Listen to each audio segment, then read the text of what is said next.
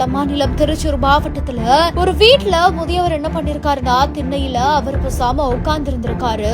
அப்போ ரோட்ல அதிவேகமா வந்த இருசக்கர வாகனம் ஒண்ணு சொகுசு காரால இடித்து தூக்கி வீசி அந்த வீட்டுக்குள்ள விழுந்திருக்குது. இத பார்த்த முதியவர் அலறி அடித்துக்கிட்டு ஓடவே அதுக்கப்புறமா அங்க இருந்தவங்க எல்லாம் ஓடி வந்து அவங்கள பார்த்திருக்காங்க. ஐயோ அவங்களுக்கு என்ன ஆச்சோ தெரியலையே அப்படின்ற மாதிரியாக தான் இந்த ஒரு சிசிடிவி காட்சிகளுக்கு இணையத்துல வெளியாகி அனைவரின் நெஞ்சையுமே பதை பதைக்க வச்சிருக்குது.